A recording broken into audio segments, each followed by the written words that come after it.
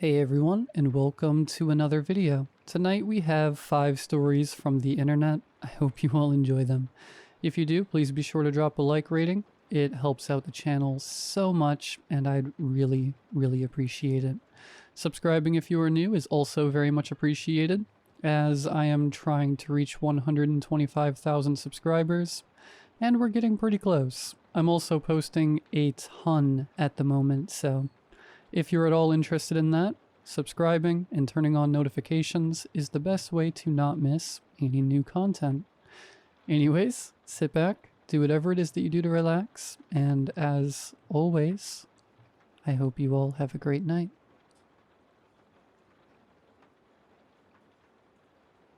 I haven't talked about this in years, not even to my therapist, but I'm writing it down now because last night, at 2:12 a.m., I heard the knock again. Same rhythm, same pause, the same sick feeling crawling up the back of my throat. I used to think it was a demon. I know how that sounds, but when you're a kid, there are things you just know without proof. You don't question why your closet makes you nauseous, or why the attic door feels like it's breathing. You just know something's wrong. And something was very wrong in that house. We moved in when I was 9, old Victorian at the edge of a dead-end street. Sloped floors, wallpaper like dried blood. My mom called it a fresh start. She'd just gotten serious with a new boyfriend, Rick. He helped pay for the place but stayed in the city at first.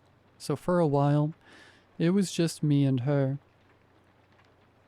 The first night I couldn't sleep. Normal new house stuff, I thought, until I heard it. Knock. Just one, soft. Like someone gently tapped their knuckle against my door. I sat up in bed listening hard. Knock, knock, knock. 3 more, spaced out, deliberate. Then silence. I got up and opened the door. The hallway was empty. I asked my mom in the morning if she'd checked on me. She said no. She looked tired. Her hands were shaking when she poured her coffee. I noticed a red mark on her neck. She said it was a bug bite. That night, I stacked books against the door just in case. The knocking came again, same time, around 2 a.m. But this time it didn't stop. It turned into scraping, like nails dragging against the door, then breathing, wet and slow, right up against the wood. I heard it say something I didn't understand. Too low, too garbled. And then I smelled it. Rot, like something dead had been stuffed under the floorboards. I didn't sleep, just stared at the door, flashlight clutched tight. In the morning, my mom had a bruise on her arm, purple and angry, like someone had grabbed her too hard. She said she tripped on the stairs. She wouldn't meet my eyes when she said it. It kept happening. Some nights it tried the doorknob. Other nights I'd hear it crawl across the hall. And once I heard crying, soft broken sobs, like someone trying not to be heard. Sometimes it came for me. Sometimes it didn't. But someone always got hurt. The worst was when I forgot to block the door. I was half asleep when I heard the slow creak of it opening. I froze, pulled the covers over my head. Something stepped into the room. It didn't walk right. Too heavy, too slow. The mattress dipped beside me. And it breathed right in my face. Hot, sour, and wrong. Then finally it left. In the morning I had scratches across my back, through my shirt. I didn't tell my mom. She already looked like she was unraveling. Eventually Rick moved in, just showed up one day with his bags, and that looked like he belonged there all along. The weird part, the knocking stopped, but the house didn't feel safer. It felt worse, colder, heavier, and my mom seemed even more withdrawn. I started having dreams, of something watching me from the hallway, tall and thin with no face, just a mouthful of too many teeth. Sometimes I woke up with bruises, sometimes with dirt under my nails. Once I woke up outside, lying on the porch, barefoot. My hands were bleeding. I told my mom we had to leave. She cried, said she'd find a way. That night, she locked her bedroom door, and I waited. 2:09 a.m. Footsteps. They didn't stop outside my door this time. They kept going, toward hers. I heard her murmur something, confused, half asleep. Rick? Then a crash, and a scream, then silence. I ran to her room. The door was open just enough. Inside, in the dark, something was crouched over her. Tall, wrong. It held her down, hands wrapped around her wrists. She was fighting, kicking, sobbing. And then it turned to me and grinned. I didn't think. I ran to the kitchen, grabbed the biggest knife I could find. When I came back, it was still on top of her. I screamed, ran forward, and drove the blade into its back. Again and again and again, until it slumped to the floor. My mom was screaming, screaming at me. I looked down. It wasn't a monster. No claws, no fangs. Just a man. Just Rick. His face was caved in, one eye open, one shut, lips split like someone had tried to tear the truth out of them. The police came, said it was self-defense, said I saved her, but she never looked at me again. We moved out of the house. She never spoke to me after that. Years later, I still don't sleep with the door open. I live alone now. 1-bedroom apartment, 3rd floor. No creaks, no attic, no shadows in the hallway. Still, last night I woke up at 2:12 a.m. Knock, knock, knock, tap, and a voice behind the door. Not growling, not whispering, just tired. Why? Edit. This morning I found something under my bed. My old flashlight. Cracked. The one I used to keep under my pillow. Still faintly glowing. And it smells like cigarette smoke.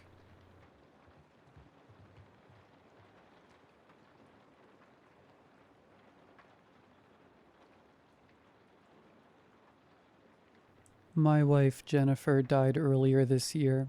It feels like it happened yesterday, not because of my memory of that day, but because I don't think I have truly lived a day since it happened. It's funny how much can change in a day. The morning had been like any other. Jennifer was feeding our newborn, Molly, and I was humming along to the ink spots as I made us a breakfast omelet. Life was perfect. Yet, as soon as Jennifer took a ponderous look at her hands and remarked how cold they were, it signified the end to my idyllic life. 24 hours later, I held one of those cold, lifeless hands, as a doctor explained the spread and effect of sepsis. I learned a few hard lessons that day. I don't deal well with pity. I don't deal well with social gatherings. And I don't deal well financially. I hadn't realized how much I had relied on Jennifer for my well-being. Every social occasion felt suffocating, and I quickly realized my low salary as a data analyst was not enough to afford the mortgage payments our suburban new build had. When Jennifer's father threw a lifeline in offering use of his rarely used holiday home in northern Brittany, I gladly accepted. I couldn't wait to leave those pitying looks behind.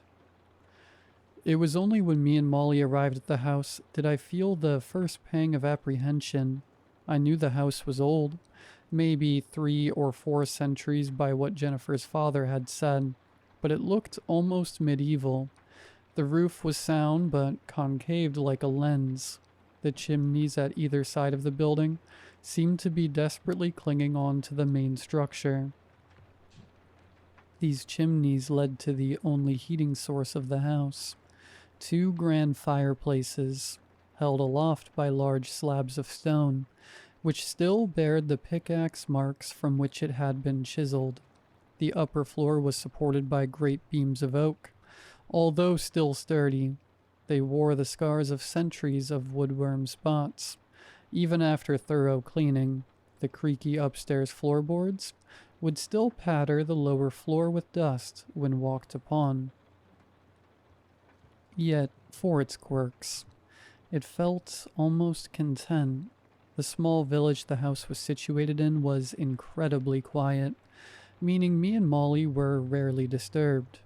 One might have guessed by the multitude of shuttered windows that it was a ghost town, yet the spell would be broken by the hourly bells of the central church, which seemed to act an auditory timetable for the locals who would filter out of their homes to frequent the boulangerie or tabak in their daily rituals. In my brief visits out of the home, I noticed how aged the population was. I couldn't remember ever seeing anyone younger than their 30s. Not that I had much interaction with them. I couldn't even speak French, let alone Breton, and they always seemed to eye me with caution. Coincidentally, the only English-speaking person in the village was my neighbor, an old lady named Dorian, who looked almost as ancient as the building itself lived in the house adjacent. Our first interaction had been odd. I'd just returned from the corner shop, Molly strapped to my front, and shopping bag in hand, when as I put the keys in the door, I heard the clip-clop of wood on stone. I turned to face an old woman wearing clogs, donning a black and white motley dress, with a frilly hat to match. Before I had a chance to greet her, she pointed a gnarled finger at Molly and in a thick Breton accent croaked, "Is the baby yours?" "Yes, she is. Her name is Molly," I replied cautiously. "I didn't just find her now." I regretted my attempt at joke, as Dorian's face furrowed into a stern glare. "This is no place for a child," she said coldly. "This house?" I said, gesturing at the building. "It looks a bit shabby from the outside, but it's actually quite cozy on the inside, and—" Dorian cut me off by wagging her finger. No, this place is too dangerous for the child. We are too close to the chaos." For a moment I was confused as to what she meant, but then I realized she was referencing the valley that bordered the west side of the village. The Bretons use the word chaos to describe an area of literal, primordial, geological chaos, the chaos next to the village. Like many others in Brittany, is a winding valley filled with immense boulders and strange formations. These great rocks, some being larger than houses, are said to have been tumbled and shifted into place after great calamities. The ancient nature of these valleys has spawned countless myths of spirits and creatures who have roamed these areas before the age of man. This mystique, however, had always been lost on me. "I wouldn't worry. I don't think Molly here is going to be wandering near those rocks anytime soon," I said, stroking her hair. As she began to stir, Dorian only shook her head. "Her mother should be watchful. It's not what one wanders in that one should worry, but what wanders out." Before I could query what she meant, Molly began to cry. "Her mother is not with us anymore," I said quickly, feeling a sudden pang of anguish. "I better get in and feed this one. It was nice to meet you." We exchanged names and I made up my way inside. As I unpacked my shopping and began mixing up some baby formula, I felt my grief creep back into my psyche.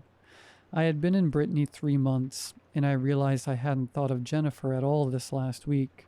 Being so busy with work and taking care of Molly, I realized I hadn't had much time to think.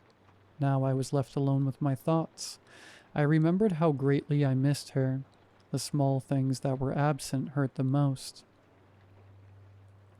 The way I would catch her in a jumping embrace when she returned from work, the smell of her on my pillows, and the way she would sing Molly asleep. These small things that together formed a love for a person. Now all I am left with is a memory. Molly's cries woke me from my mournful trance. "It's okay. Daddy is here," I said softly as I lifted the bottle to her mouth for her to feed. "What am I going to do, Molly?" I whispered as her mother's green eyes peered into mine, sighed and pulled her close to me. "At least I'll always have you." As if feeling my torment, Molly giggled and gave me one big toothless smile. I smiled back.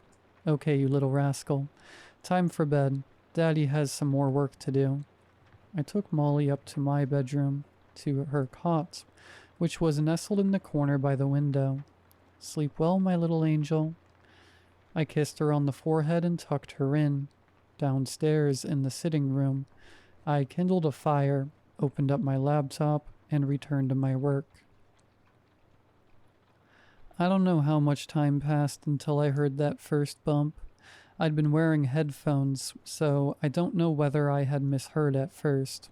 Then another, and another. I shot to my feet as I heard Molly begin to wail. I heard what sounded like frantic footsteps echoing from upstairs. "Molly?" I shouted as I began bolting up the staircase and into the bedroom. I had expected something, anything, but as I burst into the room, there was Molly, sound asleep in her cot. Had I imagined it? I stood in confusion as I felt a sudden breeze draft blow through the room. The window next to Molly's bed was slightly ajar. I was sure it hadn't been opened before. A low rumble of thunder emanated from the window. Rain began to patter quietly on the tiled roof. A strange tension filled me. I had never believed in ghosts, but this felt like something that a person who did believe in them would freak out about. Either way, whether it was a ghost or a rat, I suddenly felt very uncomfortable leaving Molly alone in that room. I carefully scooped Molly up from her cot and carried her back downstairs. She stirred as I entered the sitting room, and on sight of the baby milk bottle left on the side, she began incessantly reaching towards it. "Still hungry, are we?" I said to Molly as I laid her in the small crib by the sofa. "Okay, just one more then." I hurried to the kitchen to create another mix. As I re-entered the sitting room, I could see her eyes were locked on the bottle with a strange intensity. "Wow, you really like this stuff, huh?" I reached down to feed her the bottle, but she practically snatched it away from me with dexterity I'd never seen before, and began chugging the bottle down. "Whoa, settle down there, sweetie. You'll get a bad tummy." I tried to pull the bottle away, but she had a vice-like grip on the bottle. In sheer disbelief, I watched as the entire bottle's contents disappear in 10 seconds. As soon as she finished, she let out a small burp and threw the bottle from her crib. "Jesus Christ, Molly. Where did that come from?" I said in shock. I had never seen Molly act such a way. Or any baby, for a matter of fact. Molly's green eyes locked with mine. Another rumble of thunder permeated through the room. A wave of uncanniness washed over me. Something seemed off. Molly seemed off. I wasn't sure whether it was the strangeness of the evening that had got to me, but the way she looked at me so intently almost unnerved me. As if trying to make use of the sudden attention, Molly began mumbling. Her first word? Molly had never attempted speech like this before. My unease began dissipating as I realized I was about to bear witness to a wonderful moment. "What is it, Molly? Daddy is listening," I whispered, worrying any noise would pop this bubble of discovery. Molly mumbled, the words almost breaking free. "Yes, Molly?" I said in anticipation. More, Molly said with a certain deliberation. A laugh escaped my breath. More? Molly, my angel. You have just had a whole bottle. Molly's brows furrowed as if understanding. More, she repeated with a sterner tone. No, Molly, it's past your bedtime already. You don't need another bottle, I said, the concern creeping back into my voice. More, now, Molly screamed as the first crack of lightning illuminated the room. She began flailing around manically in her crib. For a moment, I just sat there in disbelief. Molly was only 10 months old. It wasn't impossible for her to begin speaking at this age, but her comprehension of my words felt just as unnatural as her sudden appetite. Molly also had never had a tantrum like this before. Sure, she had cried and gotten upset, but she had never screamed bloody murder like this before. I conceded. I had tried to get her to stop by speaking to her, gently rocking her, even singing to her, but still she screamed, demanding to be fed. I felt defeated as I began mixing her another bottle. Jennifer would have been able to remedy this, I thought to myself. But a rapping at the door broke me from my pitiful trance. It was Dorian, dressed in a white nightgown and fluffy slippers which were slowly getting drenched by the intensifying rain. With a stony scowl plastered across her face, spoke to me while incessantly pointing her finger inside. Your child has kept me up this last hour. Oh, God. Dorian, I'm sorry, I sputtered out. It's Molly. I don't know what has gotten into her. She won't stop eating and cry. Dorian pushed past me before I could finish. Where is she? She demanded. Let me have a look at her. She didn't have to ask. She simply followed the sound of the wailing. I quickly followed, baby bottle in hand. She's never been this food manic before, I said, handing the bottle to Molly, which quickly silenced her screaming. This has just begun tonight, Dorian said, concern beginning to show in her face. Yes, and she even spoke her first words, only to ask for more food. I said as Molly began to polish off the last of the bottle. Dorian just shook her head. I'm sorry to be the one to tell you this, she began, then paused. Dorian took one look at Molly discarding her third bottle, and then looked up at me. This is not your child, she said plainly. What the hell are you talking about? I said in astonishment. Children are rare here. They are sought after, craved by things often not human. Dorian leaned down and picked up Molly, who had begun to cry again. This is Jeddan handiwork. I know many mothers who notice too late or refuse to accept. Months go by, food depletes, yet the baby has not grown. She looked down at Molly, who had begun to properly wail again. She'll be deep within the chaos now. I did try to warn you. She sighed. A sudden anger had begun to well in me. That is my child you are holding. I don't know this, Jeddan, and I don't like how you refer to her. Give her back to me. I outstretched my arms expectantly. You don't believe me? Dorian chortled. Look, I'll show you. She suddenly began squeezing her thumb hard on Molly's temple. She began to scream even louder. I returned that scream and lunged towards her, but before I could reach her, I heard the audible pop of Molly's eye leaving her skull. Yet what dropped to the floor wasn't flesh. It bounced and rolled to my feet like a marble. In a moment where time seemed to freeze, I picked it up. It was a perfect porcelain eye, carved and etched better than any prosthetic I had ever seen. I looked up to see a single-eyed Molly, her skin coating the inside of her socket like some badly treated doll. My stomach rolled over inside of me. What the hell is that thing? Speaking aloud what I was thinking. A changeling, A very deceiving fake and a cruel imitation of life. Dorian began indifferently, as Molly began to flail against her. They are the creation of Jeddan, foul and imperfect creatures who have only prevented the degeneration of their race through claiming the beautiful and whole. My mind began to race. The madness of the situation and the screams of Molly, or rather the changeling, had started to make my head throb. So where is the real Molly? I asked desperately. They'll have taken her to the caves under the chaos, Dorian said calmly, as another lightning strike lit up her dark eyes. If you leave now, you might be able to get her before she's claimed.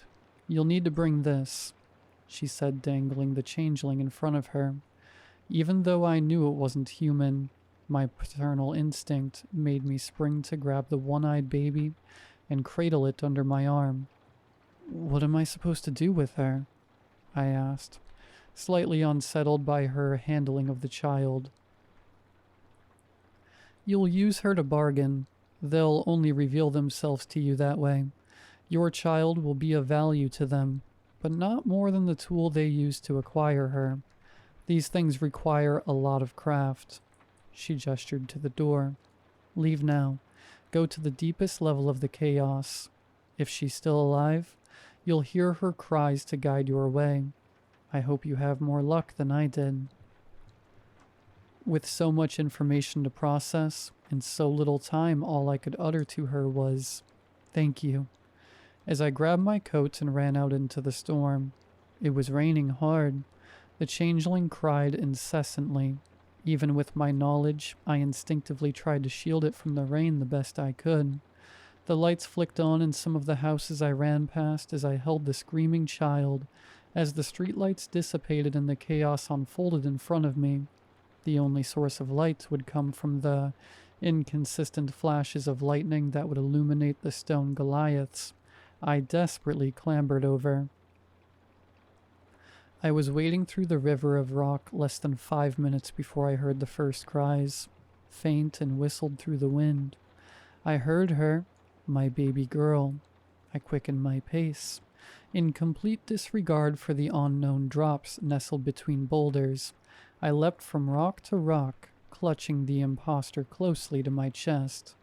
Then I found it, a circular clearing which at its center held 3 great boulders, fallen into place to give the appearance of a great stone doorway leading into a black, endless abyss.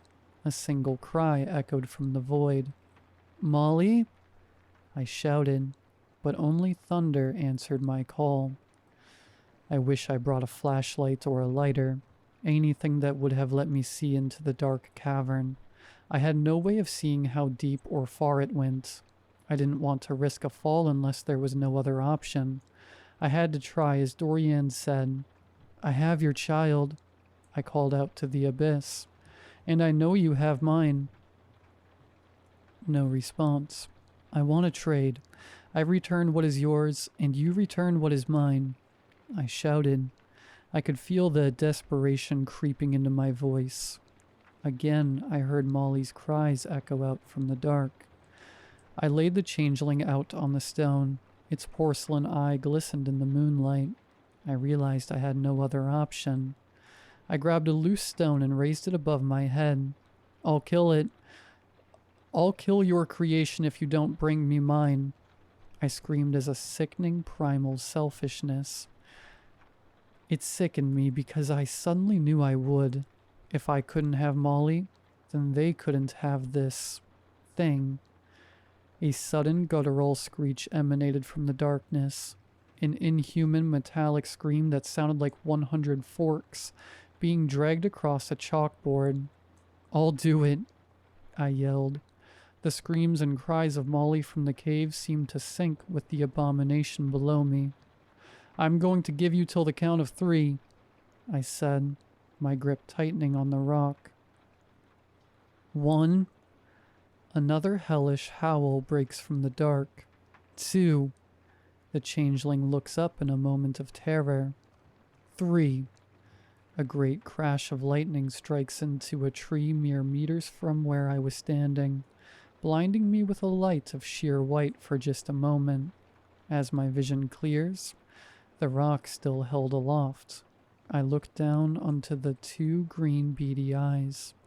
I immediately cast the rock aside and scooped Molly up into my arms. I don't know how long I sat there, quietly sobbing and whispering sweet comforts into Molly's ears. But as the rain began to soak through my outer layers, I got up and made my way home. I don't remember getting home at all, nor going to bed. All I remember is waking up on my sofa and Molly cradled in my arms. There were a few dying embers left in the fireplace. I could see the morning sun creeping through the gaps of my window shutters. For a brief, comforting moment, I thought I had just experienced the most terrible of dreams. However, this spell was shortly broken, as when I glanced to my table, a single porcelain eye stared back at me.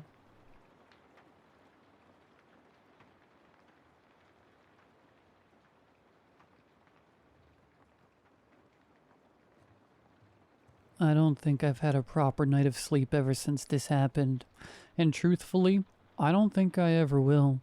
6 years ago, I died in the stupidest way possible.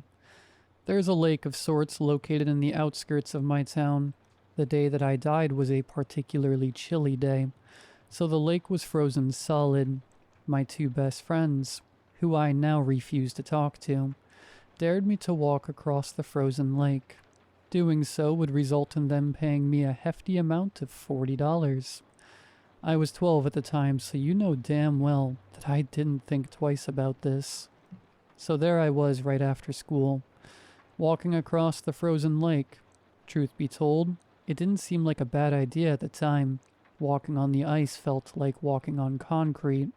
Then again, my friends were cheering me on the whole time, so I really couldn't hear the cracks that came from the ice. You can imagine how mortified I was when the ice collapsed. My heart stopped due to the sudden drop in temperature, and in that moment, the world faded away into the brightest shade of white, just pure white. I tried holding my hands up to my face, but I couldn't do so at all. In fact, I wasn't even inside my body at all, as the spiritual people say. All that was left of me was a big ball of light, known as my soul. "You're here early," a voice muttered. Who the voice belonged to, I'll never know. Was it God? I doubt it. Was it an angel? Maybe. But irregardless, this voice was deep and commanding, echoing throughout the entire void. It came from everywhere, yet nowhere at the same time. "Who are you?" I gasped. "Oh, I really shouldn't say," the voice spoke. "So you're here about a few decades early, but that's okay. That's fine. Because 14 minutes and 21 seconds from now, a cocky ER doctor will bring you back to life. Your mother will hold you in her arms, and your father will cry for the first time in over 15 years. Your friends will visit you in the hospital, but you won't really want them there. No, you'll just curse them out for 3 minutes straight. You won't go back to school until next Wednesday, and when you do go back, your biology teacher will give you a very nice box of chocolates. Very nice indeed." The voice spoke as if these events had already occurred. "How do you know about all this?" I asked. "Because I planned all of it," the voice answered. "I planned for you to wear Nike sneakers today, and I planned for you to grow an interest in the Olympics. You're a very good athlete right now, so I can already see that that decision has paid off very well." "So you planned out every part of my life?" I stuttered. "Even the parts that you don't think about," the voice answered. "So you planned out every argument that I've had with my mom?" I asked, horrified. "And I planned out every insult that you called her," the voice answered. "And you also planned out who I would be friends with?" I asked angrily. "Yep." Shocked is a very subtle way of describing how I felt. but as the voice continued to speak, I couldn't help but think of just one more question. Well, I said, if I'm not going to die today, then what's going to happen when I actually die?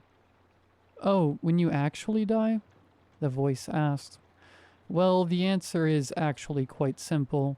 You'll be reincarnated as yourself, born in the same year and everything, and I'll just change another decision of yours. Maybe instead of planning for you to grow an interest in the Olympics, I'll have you grow an interest in Charles Dickens. Or maybe I'll have you grow an interest in the Titanic. Or maybe I won't even change that. Maybe I'll change where you sat on your first day of kindergarten. Or maybe I'll change what bus route you use to go to work. Bus routes? Charles Dickens?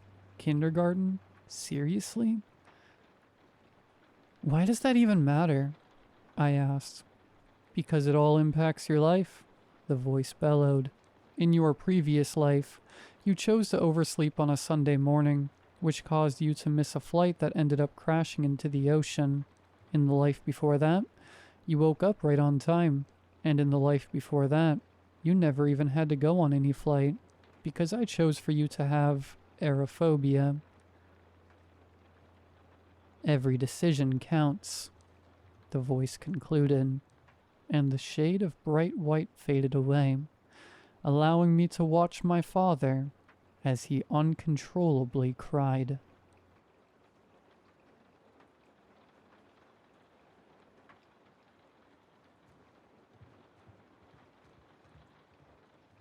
I'm writing to see if I'm crazy or not. No one at my job seems to believe me, but I know what I saw. I work at a movie theater as an usher.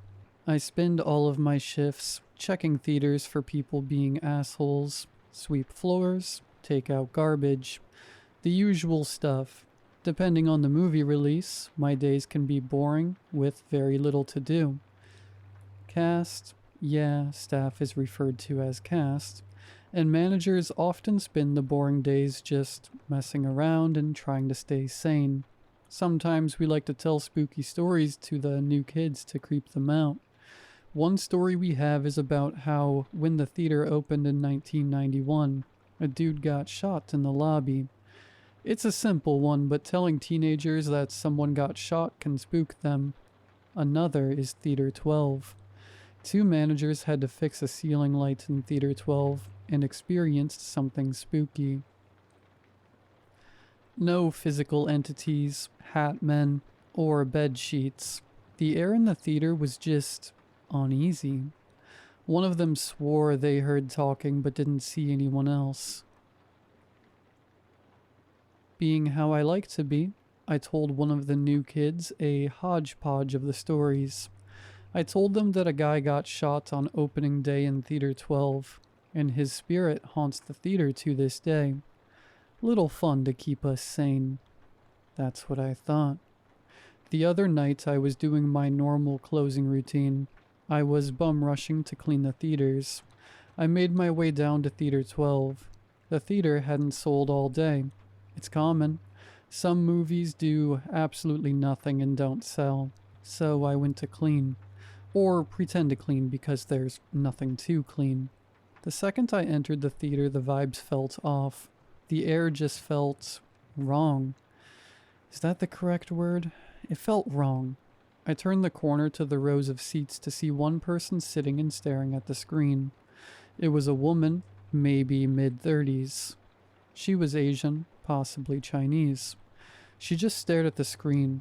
Nothing was playing, but she was engrossed like there was something there. I cleared my throat. Ma'am, it's closing time. The woman blinked, like I broke a trance or something. Oh, she said. Sorry, I just couldn't get over this movie. It's so good. Clown in a cornfield was in the theater. I highly doubt that.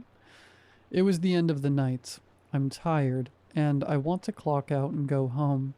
Being nasty to a woman in the wrong theater isn't going to do anything.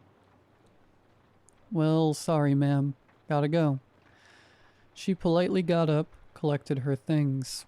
Purse, popcorn bucket, and cup. At least she had the common sense to do that at least. Her items were weird. The bucket and cup looked like one of the older cups and buckets the GM has up in the projector booth. Hadn't used those designs in years. Okay, so maybe she just likes vintage theater memorabilia. As said, it was the end of the night. I don't care, and she's hot. As long as she got the hell out. She handed me her ticket. Here, I'll give you a sweep. I didn't eat much of my popcorn. After that, she left. I tossed the ticket in my dustpan without thinking and went through and swept. She was right. Not much of a popcorn enjoyer. Didn't eat much at all. Easy clean. The can was empty too. Must have taken her stuff home with her. I cleaned the rest of the theaters in that hallway and listened to random YouTube videos. Afterwards, I went back into the lobby. My closing manager was cleaning the rest of the concession stand. Everyone out? He asked. Yep, I say. Hey, are you sure Theater 12 didn't sell today? I asked. Manager grabbed the closing sheet, looked it over, and handed it to me. Yeah, empty all day. I scratched my head in confusion. Why, was someone in there? Yeah, some lady. Didn't see anyone leave that hallway? Just you, baby girl.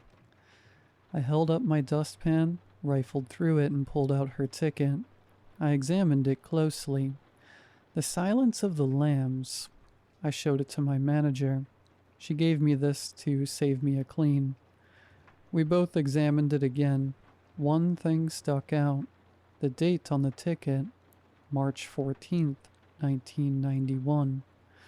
We both stared at the ticket, then to each other, then down the hall to Theater 12.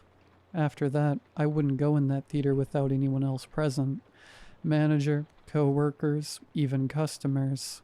That theater really freaks me out now. No one believes me that I saw a ghost. My closing manager says I must have just found an old ticket under a seat.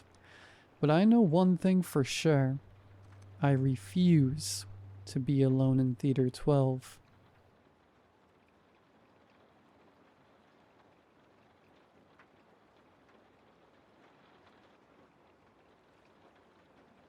I always heard that asking about Grandpa was forbidden. The moment I uttered the word grandfather, Dad would snap. His eyes darkened. His jaw clenched, and every time I heard the same thing. He's no longer part of this family, period. I only saw Grandpa twice as a child. I was too young to remember much, just fragments. The smell of charred meat, smoke curling from his pipe bowl, and a silence that clung to the air like wet wool. The only thing I recall clearly is how enormous he seemed whenever he visited. Or maybe I was just too small. Mom would pull me away, quick and firm. When I turned 18 and moved to the city for college, I found myself digging through Dad's old things during a rare, quiet moment.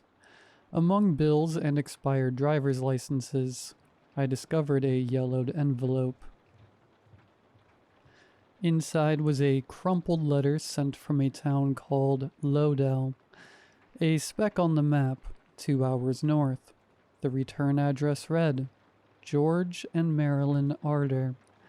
At first, the names meant nothing, but George brought back the smell of smoke.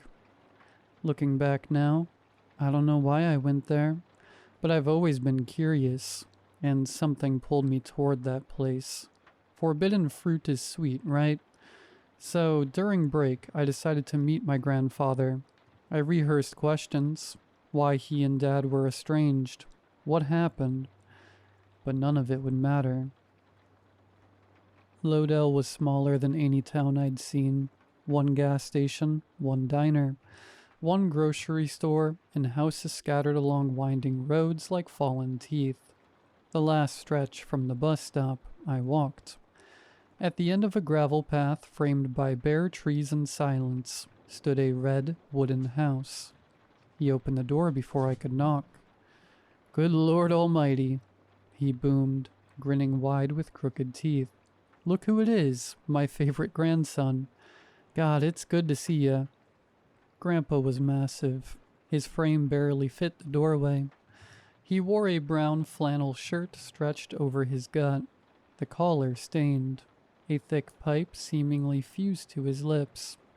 His hug knocked the air out of me. Behind him stood Grandma. Her hair was neatly pinned, her sweater hanging loose, as if years of worry had whittled her down to bone. Her eyes met mine and didn't match her smile. They said, "What have you done?" Grandpa ushered me inside, clapping my back so hard I stumbled. The house smelled of smoke, meat, and something coppery brown. The furniture was old but sturdy, the kind that outlives generations. He gave me a tour, laughing and gesturing wildly, and I sat with them in the living room, dark from heavy curtains. Grandma brought me tea with trembling hands. The first few days were tolerable. Grandpa joked, smoked nonstop, and taught me wood carving. He told stories to neighborhood kids who trickled in after school, 2 or 3 at a time. He was what people call the life of the party, and he really was. I don't know how to explain it, but Grandpa had this magnetism. People just gravitated toward him. He was kind, genuine, funny. His life stories were fascinating, and he clearly loved the attention, his pipe never leaving his mouth. Everything seemed normal. Except for one thing, his appetite. He ate constantly, bacon by the pound, bread by the loaf, pies in single sittings. Once I watched him devour an entire rotisserie chicken and a pan of cornbread before dinner. He chewed loudly, wheezing, sweating, never stopping. Plates piled around him like building blocks, yet he always wanted more. Licking plates, sucking grease from his fingers, gulping tea by the liter, nearly choking on it. Grandma brought out plates piled with pork chops, sausages, whole chickens, gravy boats the size of bowls, and he inhaled it all, groaning with pleasure. His face gleamed with grease. He didn't chew so much as engulf, as if tasting was optional. "You always eat like this?" I asked, half joking.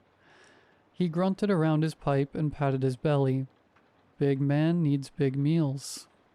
I figured he just needed a lot of food, but not this much. All day he only ate and smoked, barely able to move from his chair, just sitting in the kitchen waiting for the next massive meal. Hell, I don't think I've eaten as much in my life as he did in one dinner. Still, evenings with him were fun, until the hunger returned. One night, Grandma caught me alone in the hall while Grandpa snored like a bear in the next room. "You need to leave," she whispered. Her face pale, lips cracked. "Well, he's asleep. Tomorrow, first thing." "But why?" She flinched at the sound of heavy footsteps. Grandpa emerged from the shadows, pipe smoldering, eyes unreadable. "Everything all right?" "Just telling him about my childhood," Grandma answered too quickly. Grandpa stared at us in silence, and for the first time I felt afraid. The only light was his burning pipe. The only sound, his labored breathing. He filled the hallway, his bulk swallowing the space. "This house has many stories," he finally rumbled before retreating to bed. I barely slept that night. Between Grandpa's snoring and the dread gnawing at me, leave in a hurry, but why? By morning, the fridge was empty. Grandpa sat at the table, licking his lips, breathing hard. "Where's that woman gotten to? Starving over here." Grandma returned with 3 bulging grocery bags and frantically unpacked them, cooking while Grandpa fidgeted, growling incoherently. I claimed I wasn't hungry. A lie. Watching him eat, devouring even the gristle, made me nauseous. Instead, I went to the store, chewing on Grandma's warning. Something about this was starting to scare me, especially one thought. How does he eat so much? At his age, that obese, Chain smoking? How was his heart still beating? At the store, the clerk and a woman were whispering, tense, glancing at the windows. Ben's lost another pig, the woman muttered. Sixth one. Coyote? Bear? The clerk asked vaguely. When's the last time you saw a coyote, let alone a bear, around here? Sorry, I cut in awkwardly. Animals are disappearing? You new here, kid? The woman sighed, recalling something grim. First pigs, then goats, chickens, even dogs. What's left is just bones. Gnawed, split open, like something sucked out the brains. But no one's seen an animal do it. No tracks, no blood. Suddenly I couldn't breathe. I was drenched in sweat. They didn't know what could do this, but I might. And Grandpa? He still laughed, smoked, told stories. Evenings he'd call me to the porch, where kids gathered like moths to his booming voice.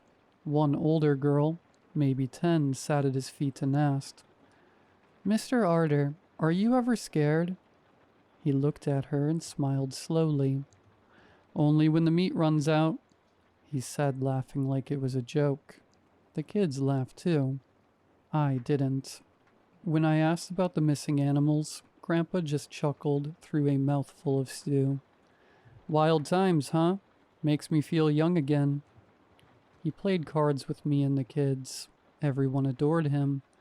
But I grew uneasy around his bloated body, his yellow teeth grinning through smoke as he launched into another story. Too good, too vivid, too scary. The kids leaned in, wide-eyed, while Grandpa basked in their attention, until Grandma, shaking, announced, We're out of food, nothing left. No meat, no eggs, not even flour. We can't. Find more. Grandpa growled, pupils shrinking to pins. I'm starving. He didn't move from his chair. Even when we went to bed, he stayed in the kitchen. Around 3 a.m. I woke up thirsty and flicked on the kitchen light, then nearly had a heart attack. Grandpa was still in his chair, trembling, staring at the same spot. His skin was pale, almost translucent, veins purple beneath. His pipe was gone. For the first time I saw him without it, and that alone made me want to crawl into a corner. At first I thought he was dead, but then he shook harder, sweat beading on his forehead. Grandpa, you okay? I whispered. Get me food, boy. His voice held no trace of the man I'd known. No warmth, just threat. Something not human. I'll go to the store in the morning. Just sleep, Grandpa. Get me food.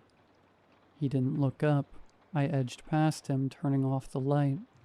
All night strange sounds came from below. Growls, wet slithering, the front door creaking.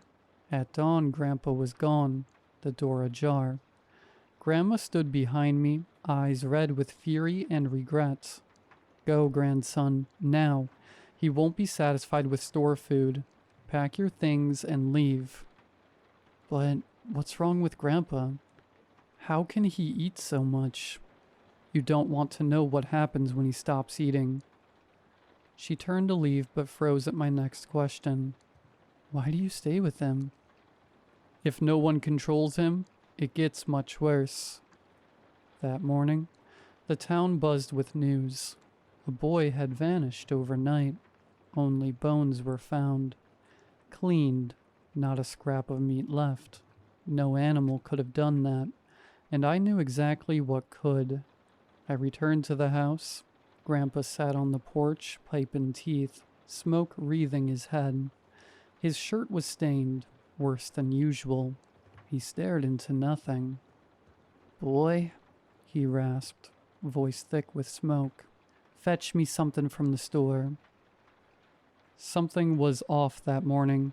His posture too rigid, eyes glassy, lips cracked.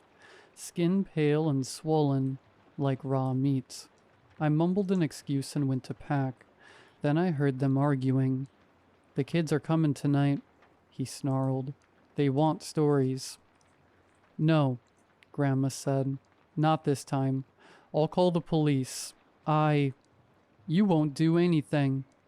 Then she screamed, not in fear but rage. "I won't let you feed on them again." I backed away. I didn't want to know what that meant. Didn't want to see more. Dusk fell too fast. The kids arrived on foot, alone drawn like moths. George waited on the porch, bloated, sweating, unable to rise. Blisters covered his hands. His jaw elongated. He still smiled, but not like before. Something inside him was pushing out. Grandma begged them to leave. "You don't understand," she wept. "This isn't a game. Go home." "Please, Mrs. Arter, just one story," the kids pleaded. "Get out now," she hissed. "Let 'em be." Grandpa's voice growled from behind, making everyone jump. "Kids want stories." He shut the door after them. Grandpa swelled grotesquely. Glassy-eyed, he stared at them, his pipe forgotten. He didn't speak, couldn't stand. The kids giggled nervously in a semicircle. I watched helpless, knowing something terrible was coming. "Mr. Arter," one child said, "don't tell our parents we came, okay? They've banned us from going out, but we need your stories."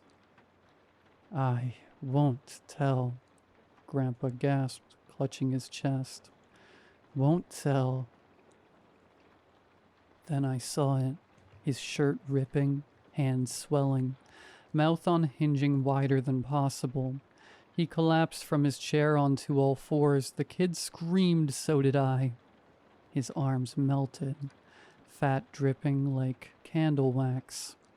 His distended belly dragged on the floor. Blisters erupted across his skin. God help me. His face slid into a wet, jagged grin of meat and fangs. Grandma stepped between him and the kids, gripping a fireplace poker, her eyes darting to me. "Run." "No more, George," she said. "If you want meat, take me." He didn't hesitate. One swift motion, her head vanished into his maw. The kids rushed the door, but it was locked. They pounded, shrieking. I stood frozen, praying this wasn't real. But it was. Grandpa, now a slithering mountain of hunger, gurgled, hissed, and dragged his bulk toward the children. I wish I could say I helped, but I couldn't. I vomited at the sounds, couldn't even look. Finally, I moved, bolting to the attic, heart hammering. I stayed there, shaking, gasping, as the house filled with the sounds of slaughter, chewing, crunching bones. One voice, then another, then silence. Sniffing, scratching, something huge lumbered down the hall. Sniffling, muttering. I pressed into the rafters, too afraid to cry. Hours stretched into centuries. Then a wet, slurping voice. "Boy, come back. Feed your grandpa. I smell you." I buried myself in dust and shadows, praying to disappear. I stayed until the silence returned and dawn crept in. I crept downstairs, stepping over bones and blood. Grandpa was gone. Only a greasy stain remained where he'd fallen. The house reeked of death. I vomited down my pants. Then I ran until the road turned to asphalt. Didn't stop even at headlights. I told no one, not the police, not the townsfolk. I don't know what happened after, where Grandpa went. I returned home, couldn't sleep, couldn't eat. I vomited, cried, had nightmares of that night. Months later at breakfast, I met Dad's eyes and asked, "Why didn't you tell me?" He stared into his coffee. I hoped you'd never go there, he said softly. You weren't supposed to know that address. Guess blood calls to blood. What does that mean? He looked up, eyes bitter. You're not my son. Silence fell like snow. I mean, you are my son. I raised you. I love you. But you're not mine. George brought you as a baby. Said he found you by the river. I didn't ask. Didn't want to know. But your real parents. What happened to them? He swallowed. George got hungry. That's all you need to know. And you... how did you live with him? We moved town to town keeping him fed, but it was never enough. When I was 16, we settled in Lodell. A month later, he brought you.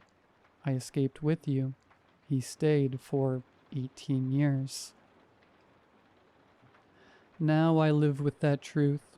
Try to forget, but some nights I wake tasting ash and smoke. I hear news reports, missing animals, missing people. I lock the windows. The guilt eats me alive. Those kids, I knew. I could have stopped it. Could have spoken up, but I was scared. And that, like the nightmares, will haunt me forever.